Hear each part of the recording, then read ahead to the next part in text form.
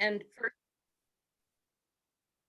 first we have Nancy Vander. Zwan is the owner of Staging Crafts. It's a full-service home staging company specializing in helping realtors sell properties quickly and for top dollar.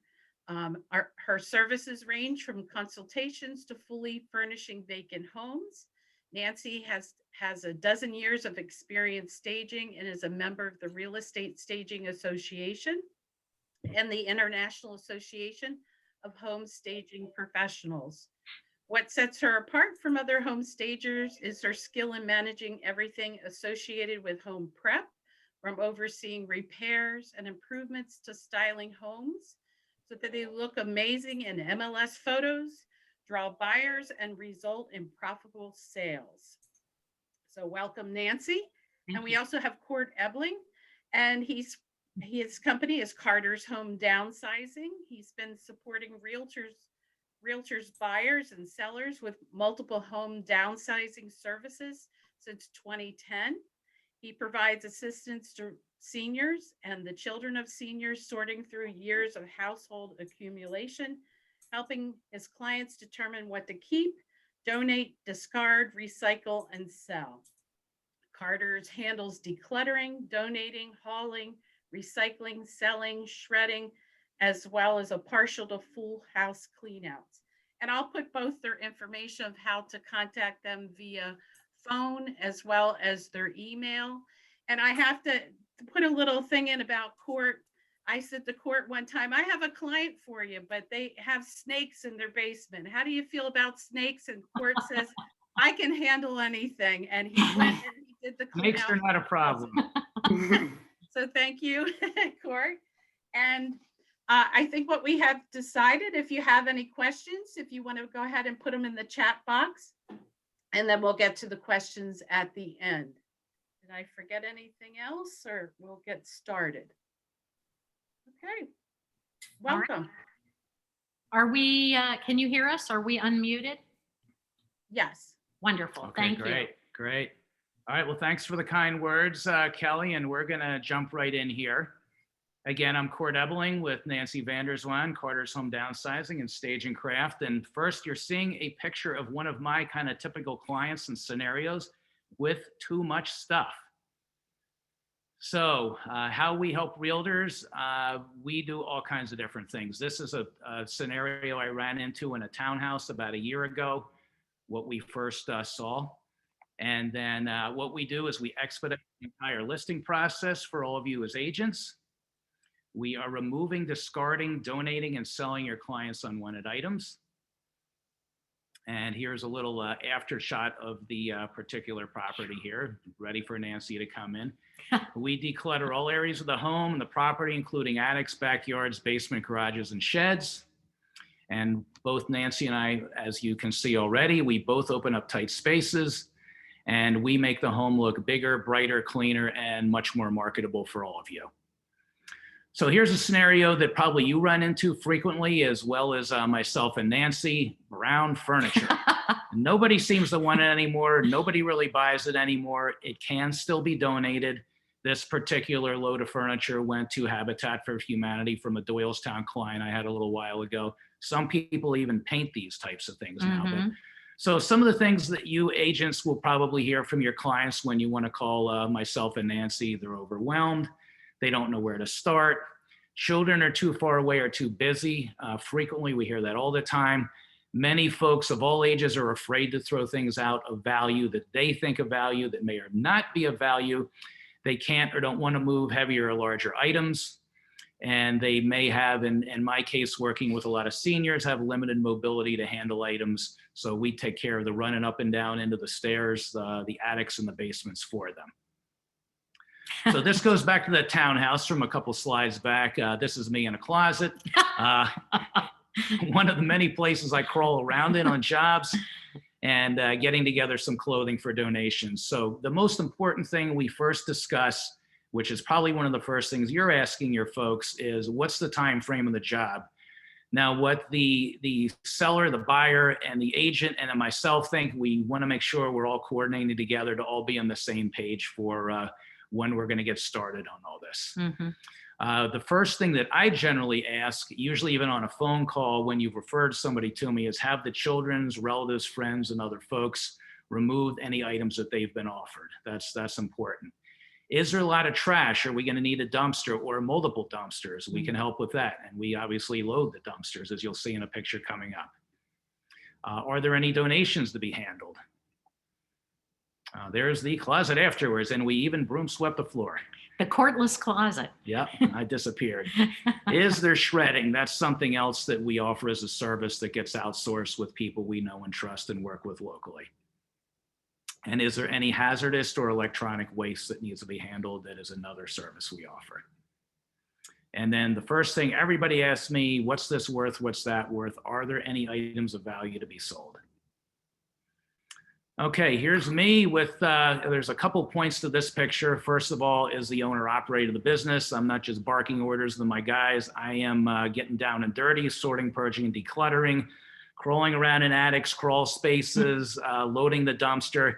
And then another point is I don't recommend that you put your fine art in a shed, as this particular piece was found that had probably been there 10 years. Sheds as well as attics are generally places where all kinds of rodents can get in and destroy just about anything. So when we have our initial consultation, which after I've spoken to someone on the phone, a complimentary on-site consultation, it's important for me to learn about the client's timeline and goals. I will create a custom tailored proposal based on their needs to whoever they are, whatever they're doing. And then we will go ahead and help individuals and families determine what to keep, donate, recycle, and sell. You'll hear me repeat that language frequently. At this time, if we all agree to work together, we will schedule project dates to basically begin what would be considered phase one of a project, as I mentioned right there. Okay, jumping into this next slide. This is a typical attic. This picture depicts a first pass of sorting for me, one-on-one with a homeowner. This was a senior homeowner, 84 years old. She sat there in a chair with a nice drink and a card table where I put things on and off the card table to help make decisions. Everything in this picture here is all trash I have sorted. There's also some recycling you don't see. There were some things that we sold that were pulled out of there, and a few donations and a handful of items for the homeowner to keep. So we make sure we have timelines for all projects, regardless if they're a day long, a week long, or multiple weeks long. And that's so everybody can be on the same page, you as the agent, us as the downsizers, and the homeowner. So like in this picture, we work one-on-one with homeowners, sorting, purging, and decluttering. Wow. Here's an after shot. Again, that's also broom swept, clean, ready, as I said to Nancy before we started here, for the next person who moves in to put all their stuff. Yay. Maybe they'll hire us again in 10 years. So this is the initial removal of obvious debris, the easy part of the job. Again, with donations, we sometimes haul things for people.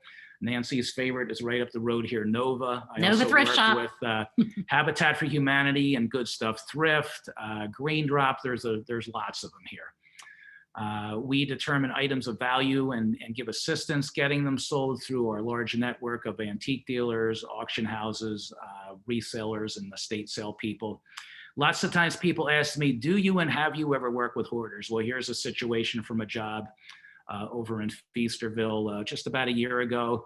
That is a laundry room. You can't really tell right now. Oh my gosh. So I want to start here with my 12 top tips that, again, everything's on here you folks can refer back to. Realize you're not going to get everything accomplished in a day. It did not take just a few days to accumulate 20, 30, 40, 50 years of trash. So don't think you're going to get it done in that amount of time. Again, if there's one thing you take away from the presentation today, I'm going to recommend that if you have anybody who you're listing a home for, the first thing they should be doing is talking about, well, you know, my 52-year-old son still has his toy cars and baseball stuff in the closet from years ago. Tell them if they want the stuff, give them a drop dead deadline to take items that they need to haul out of there, as well as any other friends, relatives, neighbors, the plumber, the cleaning lady, whoever it may be. And then tell them that this crazy guy Court's going to come and remove everything if they don't by, say, July 15th. Good. I also suggest you have people work in 3 to 4 hour time blocks so you can truly be productive. not just 10 minutes here and there. There's the after shot. You can actually see a washer in there now. Wow. So that was a crazy one. Understand there's times during the process people are going to get upset or emotional. That green teapot that Aunt Edna gave them 40 years ago, sometimes language like, you know, you have to remember you're moving from a 2,800 square foot house to 600 square feet in Ann's choice. Let's focus on your favorite things and the things that are really meaningful for you.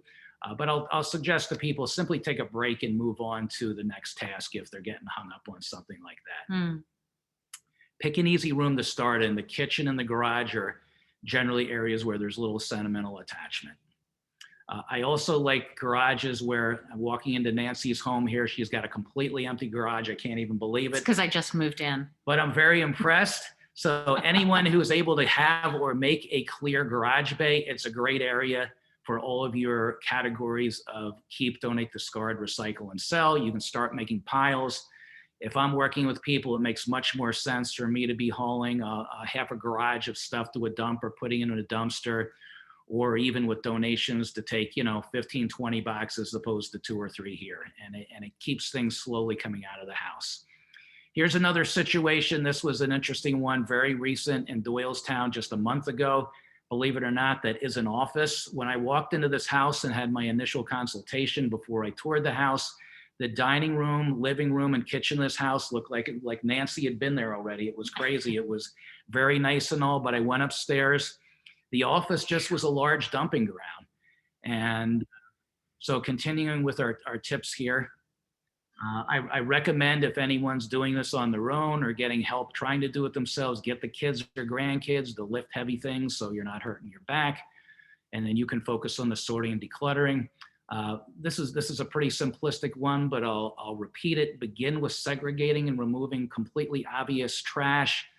This is computer boxes in the attic, the ski boots you haven't worn in 30 years, broken porcelain plates, non-functioning small appliances, pots and pans, things you don't need. That's the easy part. I often recommend to folks that have a lot of clothes, get a friend who's going to be honest with you to do some sorting with you. I often say to folks, if you haven't worn it in the last year or two, are you truly going to wear it again? Is it still in style? Is it still a color you like? Did the button come off? You said you're going to fix it, but you haven't from 5 years ago. So that might be helpful for people to move along. There's the after shot or almost after shot of that office. We did remove that old desk and that got recycled, swept it out, and it was ready to go. I also suggest to folks to mark larger items that you might want to give away. Let's say after we tell people to remove things and the kids to pick stuff up, if there's bigger things they haven't removed, I like using blue painter's tape. It's very helpful. You can write Bob, Joan, Jim, names on there. Stick it on just about anything and it's not going to damage wood, glass, or metal. And that's often a helpful way for people to get moving on the project. Put any kind of family photos, pictures, slides, and albums aside. I can't tell you how many people start that. 3 hours pass by. They're going down memory lane. Maybe they purged a few pictures that are blurry, they're duplicates, or the kids are making funny faces. But I often suggest leaving that till later on in the project. Then a very important one, this office was an interesting situation where there was a file cabinet in there where we found card titles, insurance documents, current medical records. Almost everything else was bazillions of magazines we properly recycled, a lot of e-waste that we took away to be recycled properly. But put all important documents away in a safe place so they're not being lost or confused with anything when you have a lot of stuff going in a lot of directions. So that brings us to our final slide. This is a long-term client of mine. His name's Ross, great guy. I actually have worked with him on and off since almost the beginning of my business 11 years ago in his home and his office. This is his office. This is him with a couple dozen boxes of shredding that my shredder actually came to his office to pick up, so we didn't have to haul any of that. We developed some great relationships, both with all of you as agents and with our clients. I've had at this point some cases where I've helped seniors, and now I'm helping the children of seniors. So, once you're over 50, like myself, you're supposedly a senior. We've worked with people from 50. My oldest client was 102. And I plan on doing this a while longer and would love to help any of you. My contact info is below. And at this point, again, we're going to answer any questions after Nancy's portion of the presentation coming up now. So I want to pass it on to Nancy and thank everybody so far. Thanks, Court. So home staging, that's my part of the deal. Court has come into your seller's home, has helped get rid of a lot of stuff. I come in and look at what's left. I do a lot of staging for occupied homes and work my magic, my team and I. And so the traditional definition of home staging is the one you see right here. Typically, it's the practice of preparing and styling and furnishing a property so that it looks great, the photos look great, people flock to it and buy it. I have a little twist on that. With staging craft, we have a lot of experience in home renovations and overseeing condition fixes.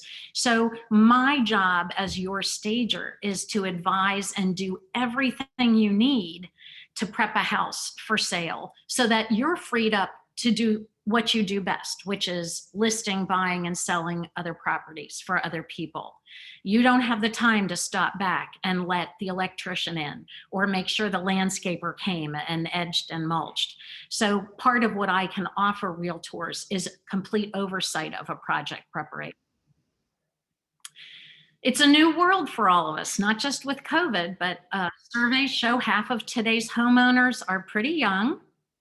And they're pretty comfortable buying things online. The result of that for you as realtors, as you know, is that those photos have to look fantastic. Matterport's now more important than ever before. Video tours are more important than ever before. And so the houses and the rooms, the outside have to look amazing. National Association of Realtors, as you know, every year does a study on home staging. Over 60% of people in the most recent, the 2021 study, the buyers said they expect the houses they go to see to look like the ones they see on HGTV, the afters, not the before. The 6-minute sell, on average, I'm telling you something of what you know here and there, but it's all a way of explaining why staging is so important.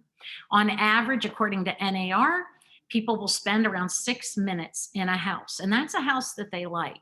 And by the way, when people look at the online realtor.com photos of a property, they're generally looking at them for 8 to 15 seconds before they decide they're going to swipe left or they're going to call you and say, take me over to look at that property. That's fast. It is fast, but that's the world we live in these days. So that, again, is proof that those photos are critical. So the rooms need to look great. There's no such thing as a second impression in real estate. I can't remember who coined that phrase in a commercial, but you never get a second chance to make a first impression. I used to hear this a lot more than I do now. Staging is now, people are more familiar with it given HGTV, but people used to say, you know what, let's list it and see if it sells. And if it doesn't, in about a month, okay, then I'll let you stage it. You can't do that anymore. What's the average return on investment when you have a property prepared for market? When I come in and I oversee everything, electrical work, painting, landscaping, changing out HVAC systems, anything, and then I bring in the beauty and I style it for the photos.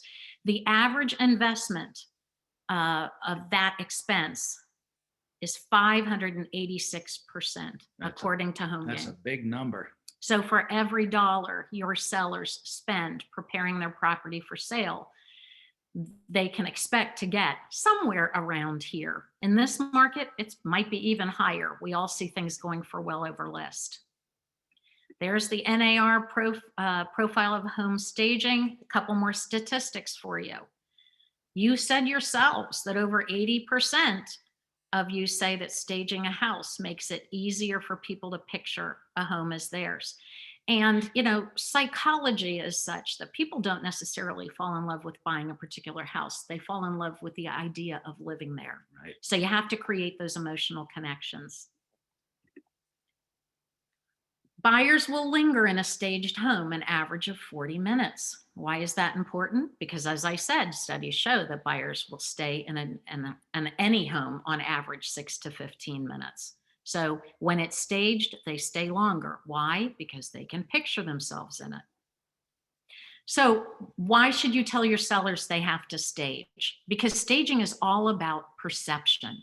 When you have one of your sellers' homes staged, there are many reasons why, and here they are. Staging makes homes look bigger. They make homes look more valuable. Staging reduces negatives in a home by distracting them and highlighting the positives. Staging helps improve the perceived condition of a home. And of course, when you stage a home, people can perceive the wonderful lifestyle they'll live if they buy that house. So now the fun part. Here's some before and afters for you. This was a house that I did last year. A woman was older. She was divorced. She'd lived in the house 15 years. It was 2 stories. She wanted a rancher. One came up for sale on the market in her neighborhood. In 4 days, she had me over. We spent 2 days going through the whole house. Unfortunately, I didn't have the brains to call court, but she had said it just needed to be staged.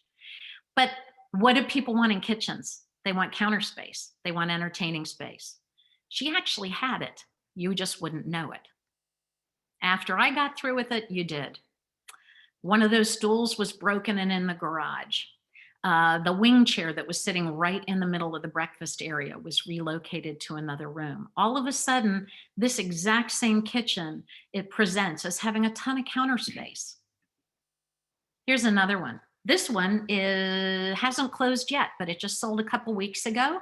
You wouldn't recognize the photo because this was the before. This is in Horsham, 4-bedroom center hall colonial, 3.5 baths, only one of which worked. 4 adults living in the house. Hadn't been redecorated. A number of condition issues hadn't been fixed in a long time. After I visited, consulted, and oversaw the repairs and furnished it, this is what it looked like afterwards. It's like a whole new home. It does. Well, and the stuff that's in the living room for the left was occupying a bay of the garage. But buyers don't care these days what a garage looks That's like. right. The important thing was to make the inside look magnificent. This listed for $750 and sold in one weekend for $810. Here's a small house in Doylestown. It was a twin. I worked on this one last year. House looked beautiful after we staged it. I went upstairs. I saw this little kind of storage attic space. And I said, what are you going to do here? Well, we're just going to store extra stuff in here. Everybody was working from home during the pandemic. And I said, you know what? Let's stage the space as an office. All of a sudden, we've increased the perceived value of the home because we've given it an extra room. You can see this home isn't decorated. This room isn't decorated. It's staged. Decorating and staging are 2 different things. You just added square footage of the house there, I Nancy. did. And I'll tell you Very what else. nice. Doesn't he's my wingman. And when you're decorating, you're creating a home that reflects the personality of you and your family. It reflects your tastes, how you live. What I tell people, and steal this phrase from me because it'll really help take the wind out of your seller's sails when you need to talk with them about making changes. When I walk into a house to consult, I say to them, wow, you've done a fabulous job of creating a home that's really reflective of you and your family. And I can see you in this house. Now, my job is to take your home and turn it back into a product. And I want to turn it into a house that not just you would be comfortable in, but that anybody can picture themselves being comfortable in. So anything I'm about to tell you on this walk and talk is not a criticism of how you've decorated or how you've lived. I have an eye to changing the rooms and the outside so that it looks great in the pictures. All of a sudden, they're not defensive. But more importantly, you're the good cop. You got the house. Let me be your bad cop. They never expect you to tell them that things need to be changed because you've just won the listing. They always expect when I come to a property to be told that things need to change. And that's part of what I do for you. Here's another one that talks about raising perceived value. You wouldn't know it, but this is the master bedroom. I'm sorry for the picture. This was actually a realtor shot. She sent these to me and I went to stage it having never been in it before, but the pictures were very instructive. This is a master bedroom. This was the before. Not perceived as having much value. What did I do? That's the exact same room. We brought the outside in with the light. We took a lot of furniture out. And we used furniture they had already. That's their headboard. That's their bench at the base of the bed. But what do people want? They want light. They want space. So we really dramatically increased what appears to be the value of this bedroom. Reducing perceived negatives. This is an older home that was on the market. Really cool house. It was built in the 1950s, but the owner had been there a long time, an older gentleman. He had furnished it so that it was comfortable to him, but he had heavy draperies on all the windows. That wall unit, TV unit, is actually built in 1956. That's tiger maple, gorgeous. But this room presented as tired and old and just out of fashion. We took an old tired room. We took the TV out to make the media center more prominent. We brought in mid-century looking furnishings. We took the heavy draperies off of the windows so that all of a sudden what was a tired, sad looking room now is bright and light and really on trend. I also convinced him to paint the green walls, which helped tremendously. Good move. Yeah. This is a shore house. You wouldn't know it. This family wanted to sell it. They are one house away from the beach. Those curtains on the left hide sliders that look directly out onto the water past the house to the left of them. So we wanted to highlight this definitely positive aspect of the home. So we cleaned up the room, and what did we do? We opened the windows, get the outside light in, put pots of flowers with pops of color on the patio, which would draw the eye to the windows, which would draw the view to the water. By cleaning up the room, there was little clutter to distract. The photo looked great on the MLS. It drew buyers and it sold very quickly. I think I have one more on perceived positives. This might be the last one. Sorry, folks. This was a foreclosure in North Point in Solbury. A contractor bought it last year and decided to flip it and had heard about me and called me. And I went in, and over about a 4-month period when all of us could do virtually nothing, I helped him renovate this house. Chose all the finishes. When we got to the kitchen, yes, those stone pillars are still there to this day. They were load-bearing walls, and there's a fireplace in the next room that matches the stone, so it's really not as atrocious as it looks. But this is a kitchen that had a lot of light. How would you know? So we had to brighten up the space. How do you do that? You paint cabinets or change them out. We changed them out. Change wall colors, change the flooring, and then bring in really on-trend lighting fixtures and appliances that make the room look brighter. Stainless steel that reflects. I also recommended that they take out that really 90s hexagonal island there that also obstructed the triangle of walking space that you need from a sink to a refrigerator to a stove. Here's the after. Very same kitchen, but bright white cabinets, white and off-white backsplash, really on-trend lighting fixtures. And all of a sudden, and this isn't really digitally brightened up, but we put by putting that peninsula in there, I'm interrupting myself, that was an opportunity to put 2 more lights in the room by putting pendants over there. So it's taking great bones of a house in some cases and just bringing it up to today's standards. From dark and dingy to light and airy. That's right. I like it. Thank you. Here's one about enhancing perceived condition. This was a beautiful home in Bluebell, over 6,000 square feet, but it sat on the market for almost 1.5 years with no offers. There were a number of condition issues in the house, but there were also some perceived condition and cosmetic issues. The lighting fixtures hadn't been changed out since the home's construction in the early 90s. The cabinetry was beautiful cherry cabinetry, but people are going now with lighter colored kitchens with painted cabinets. The seating area, the chairs, the ladder back kind of farmhouse style isn't on trend now. So in addition to a number of other condition issues, we changed up this bathroom, and I brought in a contractor who brought in electricians and cabinet painters. Here's the after. We didn't change the floor plan at all, but we put Benjamin Moore gray owl on the cabinets. We changed out the lighting. I brought in more contemporary furnishings. I did this through the entirety of the downstairs, which was vacant. And after almost a year and a half with no offers and $400,000 in price reductions, this got 3 offers in 7 weeks. It's irrefutable. Here's one more for promoting perceived lifestyle. That mid-century house I showed you, the family room with the old media center. This house was gorgeous. It's a Frank Lloyd Wright style prairie home. Didn't have a dining room. The realtor said to me, nobody's going to spend over $1 million for a house without a dining room. The foyer was really huge. So I said, all right, we'll turn the foyer into the dining room. You can see, sorry, it's a night shot, but there are banks of windows there. There's one on the perpendicular wall as well. Here's what I did. Took all of the furnishings that were in there out.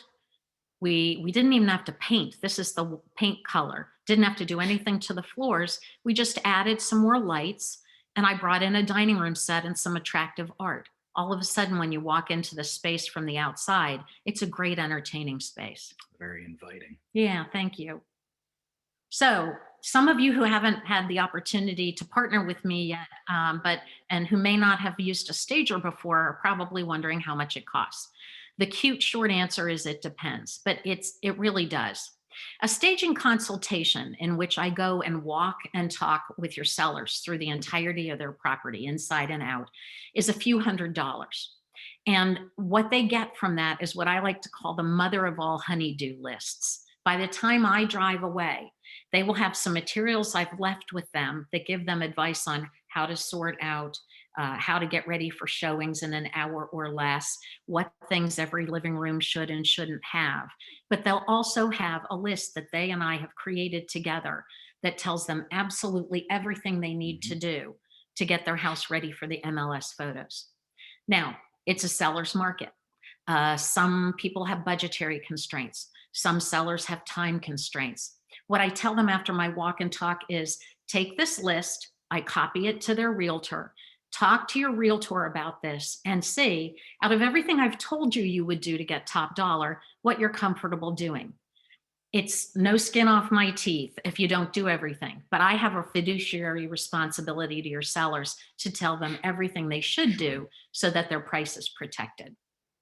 After that, once you and your sellers talk, if they live in the house and they want some accessories, some decor, things like that, just to make the house more on trend, or if they want to bring in a different living room set, or their master bedroom's really kicked and they need to have a new layout in there. I have 4,000 square feet of inventory, and that's home decor, it's furniture. I currently am light staging or furnishing 6 houses. So I have what your sellers need, and if I don't have it, I'll go get it. That's how I build my inventory, one house at a time. And I can supplement what people already have in occupied houses, or in the case of vacant houses, I can furnish the key rooms. And just so you know, the key rooms these days are the master bedroom suite, the kitchen, and the family or living room. I say that because it's not necessarily the formal living room. It's the room in which most of the family does most of the living. So if they only have a living room, that's it. If they have a living room and a family room, but they're always in the family room, that's the one. Living room doesn't necessarily have to be fully furnished. And then also staging day. The cost will depend on how much I'm bringing. And if I'm bringing a lot of furniture, I generally have a couple of my moving team come in, and I will generally have an assistant. So the important thing to mention in the cost is for you to say to your sellers, I include a staging consultation as part of my listing package. My realtor clients who do that pay just my consultation fee. Some of them pay for any additional staging within reason, and they usually set a cap. Some of them pay for the staging up front and get paid back at closing. And some of them turn me over to the sellers, and I work directly with them to come up with a plan. So I'm happy to work in however configuration you're comfortable with. Here's the pencil and paper time. These are specific things that you can tell your listing clients to get ready for MLS photos. First, as we've said, bring that outside light in. It's better to have completely empty bare windows than windows with heavy draperies or jabots or valances that dip way down. Buyers don't care. If they have draperies on the windows, take the draperies down, but leave the hardware, because buyers will psychologically think, well, yeah, I'm going to need to get curtains, but the expensive hardware they left, that's great. Reduce clutter, call court. Have your sellers, have him come in and help get rid of stuff. The emptier the place is, the easier it is to stage and the better it looks in photos. Absolutely. Except when it's vacant. Depersonalize. An easy way to explain this to your sellers is take everything out of your house that somebody might be embarrassed by or have an argument about. So, boudoir photography, political things, religious icon, crucifixes, mezuzahs, things like that. We want people to be able to picture themselves in a house, no matter what their religious or political affiliation is. Now, I will tell you, I had one a couple weeks ago. The people who had a very strong faith, they were very uncomfortable taking some things down in their house. And I said to them, ultimately, that's okay. It's your house. You have to live in it. We want you to be comfortable as long as you're still here. Just know that some people may choose not to come and look at your house. They made an educated decision. They decided to keep it up. Guess what? Their house sold in a weekend. My bowling ball rule. This is one that makes it really easy for your sellers. Tell your sellers don't have anything in a room inside the house that's a bowling ball size or smaller. Why? Because most people look at MLS photographs on Realtor.com these days on their phones. When the pictures start out that tiny and there are Hummels on the mantle, those just look like ants crawling across a mantle. So when they take smaller things out, rooms look bigger. Create great traffic flow. You walk into a seller's home, you've gotten a listing and now you're advising them. They have ottomans, they have magazine racks, they have scatter rugs that don't have padding underneath them. Tell them, they have furniture that's in a doorway. Tell them that the ultimate goal is to make sure buyers can walk blindfolded through a space and not trip. That's a great way to explain how to create traffic flow. And sell space. If they've got big armoires, if they have hutches, if they have a lot of brown furniture, relocate it to a garage or a pod. If an armoire is 10 feet high by 6 feet wide in a foyer, that's 160 square feet, I'm enumerate, that they can't sell because it's taking up that visual space. And then here for you to offer your sellers, here are a few condition issues. Obviously, it's not curb appeal. People don't drive up to houses anymore when they decide to visit them generally. They see them online. But once they get there, you want them to come in. So edge, weed, mulch gardens. Take out all the statuary, the flags with their golden retriever's face on them, the trolls, the cherubs holding up floral containers. Take it all out and make sure the walkways aren't cracked, uneven, or have rose bushes or other plantings looming over them. You want there to be easy ingress and egress. Make sure the mechanicals are working, no brainer. Old fixtures and hardware are what I consider the jewelry of the home. People may want to spend thousands of dollars to replace their HVAC, but they think their chandelier in the dining room is fine. Guess what?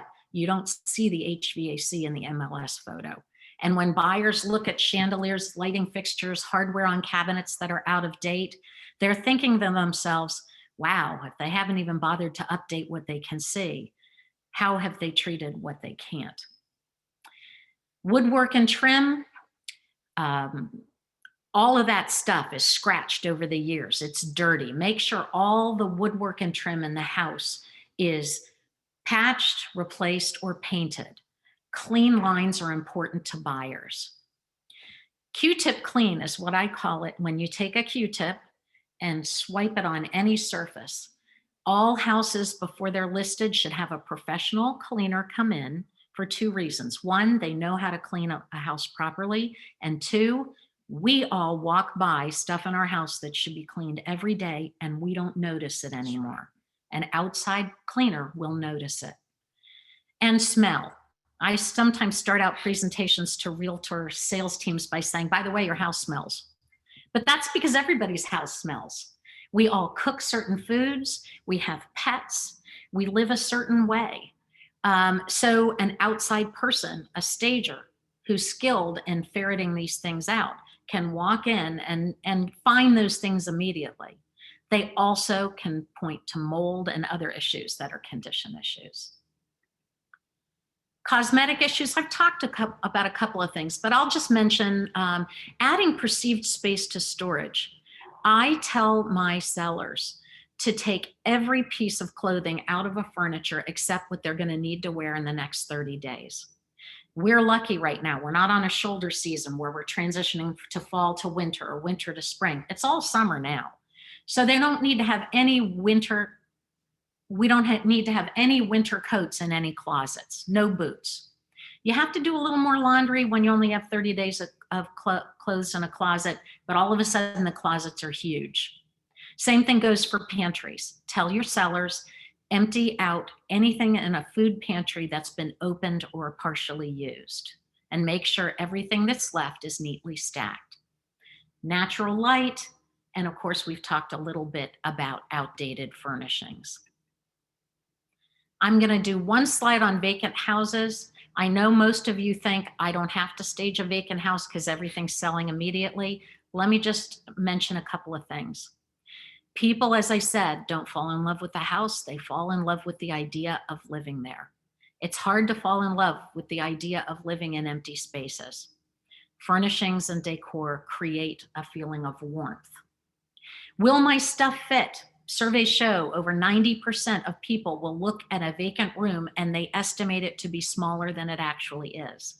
Having at least a few pieces of furnishings and art in a room gives people the proper perspective on how big a room actually is and whether their belongings can easily be moved in. Vacant houses sometimes have odd spaces, strange lighting.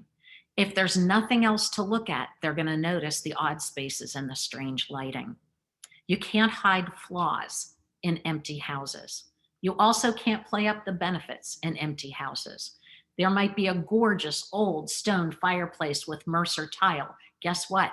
If you arrange it so that the furniture is all aiming the eye toward that stone fireplace, it's a benefit, and we've played it up, and they fall in love with it.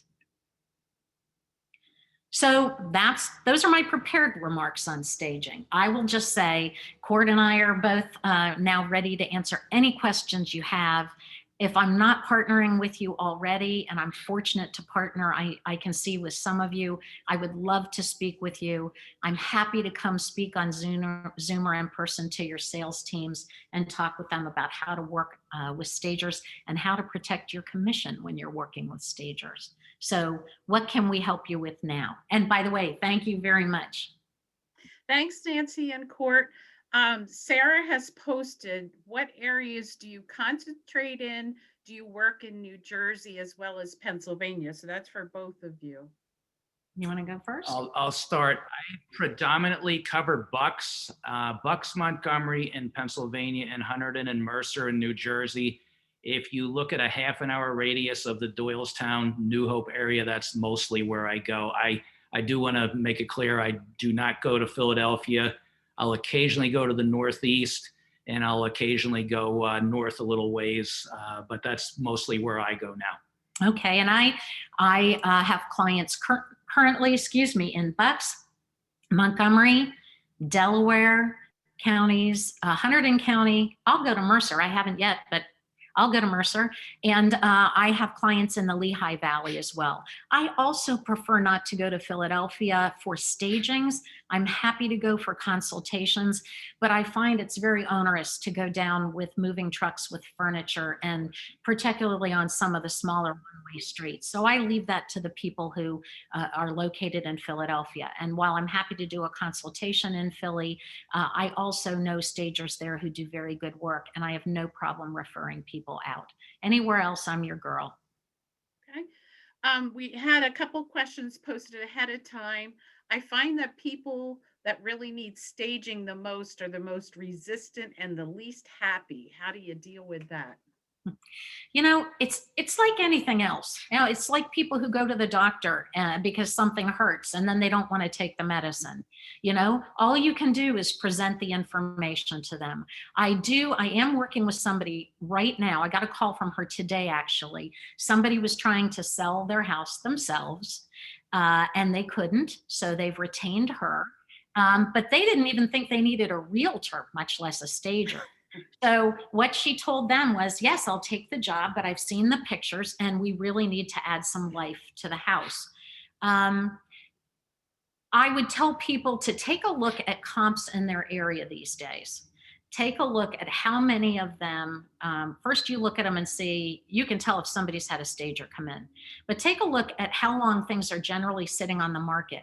And in particular, the ones that have taken price decreases. If I go on realtor.com on any given day and I go on, just select in the ones that have price reductions, look at those photos. Those are houses that aren't staged. So, there may be some major character flaw, like it's, by a dump, but in general, they're houses where the realtors have just put up cell phone photos and haven't had professional photos taken, or the houses are generally not staged. And I will tell you, if you are dealing with clients who have small properties and they say, I don't want to stage it because I'm just a small property and I'm not listing it for much, let me tell you, an important component of staging is making rooms look bigger. How can you make rooms look bigger if they're tiny and they haven't worked with somebody who knows the science of how to make rooms look large and bright and attractive? So, you can use the ammunition of some of the comps and use some of the ammunition of some of the ones that just sit. Okay. Another question that was posted ahead of time was how much hands-on should you be? And I don't know if they're talking about themselves as a realtor. Mm-hmm. They don't really say. Okay, well, I think I can take a stab at this from my perspective by saying, usually realtors will call me and they'll say, I have a listing. Here's the address. It's 2,800 square feet, 4 bedrooms, 2.5 baths. It's on a quarter of an acre. Here's where it is. Can you go do a consultation? And generally, rarely do they ask me to get paid by the seller when I go. Most of my realtors are very comfortable with the idea of including this part of a listing package. From the time the realtor sends me to the consultation, if I do further work with the seller, it's because the realtor has connected with the seller after I've done the consult and they've agreed as to whether or not additional things should be done. And then the realtors don't have to do a thing until I have the house prepared and staged. I also have great relationships with real estate photographers. So, one of the things that's typically hard for you realtors to juggle is you have court come in, then you have me come in, and then you're going to have the pictures taken, but something goes wrong in the process. So now you have to call me and you have to call the photographer back. I have relationships with great photographers whom you all probably know. From the time I go into stage, I can call you and keep you abreast of the project, have the photographer, come in immediately after I've staged, particularly for occupied properties because the kids start moving the pillows around. And within an hour of my staging being done, I have those photos taken and sent to you. Court, I don't know, how involved do realtors get with you when you're involved? Probably less than you, Nancy, because really it's a matter of removing a number of items and again, selling them, donating them, recycling, whatever they may be. So some agents are more involved and part of it's going to really depend on how much you want to be involved there. So we can do whatever you want to do. You can be as hands-on or as hands-off as you'd like. And we all often keep our realtors, or I shouldn't say often, most of the time, are keeping them very abreast of if we've loaded dumpster number 1, or we finished today we got the attic and the basement wiped out of things, and we're getting certain things sold on a certain day, just so they are aware of our progress. So we're keeping up with the timeline that we are shooting for. Okay, and Rose has posted, how do you charge by the hour / the job, or do you just have a flat fee? That also, not to be cagey, but that also depends on what I'm doing. If I'm doing a consultation, there's a flat fee for that, because that's a finite amount of time. If I'm doing an estimate to do a light stage, and by that I mean probably up to like 24 pieces of artwork and rugs and decor, I can set a price for that. And then if there's a staging day, I'll have done an estimate ahead of time, because I'll probably generally be involving other professionals. I'll give you a price for that ahead of time. On an hourly rate, I will do certain things like shopping services. That one house in Bluebell, I had to change out 5 chandeliers and some vanity lights. So I charge by the hour to go online and source those things. But it's hard to answer that, because it depends on the job. And I'm really the same as Nancy as far as that goes, Kelly. Really, for me, if it's one-on-one sorting with a senior, for example, I'm probably charging by the hour. If somebody's either already moved or passed and it's real straightforward, we need these contents just dealt with, and the homeowner or a POA or somebody involved in the project is not there, then it might be a flat fee. But we're always giving some kind of an estimate on the front end. It sometimes can be difficult if we are doing one-on-one sorting to give an estimate, because I can only go by averages. Mrs. Jones might sort with me faster or slower than Mrs. Smith down the road, but we have a general idea of what's going to make sense, and discuss it with the client and come to an agreement before we get started either way. Okay. Last pre-submitted question was, do you recommend a pre-inspection before listing? Well, I always do. And I'm not a realtor and I don't play one on TV, but I'll tell you, I know it's a seller's market and people aren't even asking for inspections now, but I always recommend it if it looks like the house is older and may have some condition issues. Because while I can oversee an HVAC person coming and fixing it, I certainly can't diagnose it ahead of time. And I always feel it's better to know before you put a property on the market. There are no surprises. I don't, Kelly, generally get into that, but I'm in full agreement with Nancy on that type of a situation. All right. Are there any other questions? Anyone want to unmute themselves and ask a question? It looks like we don't have anything further. I thank you, Nancy and Court, for coming out and presenting all this wonderful information. And thank you to our realtors who attended. And then this will also be sent out to the membership. Wonderful. Thank you. Thank you for Thanks, your time, everybody. everyone. Have a Happy great afternoon. selling. Bye-bye. Bye.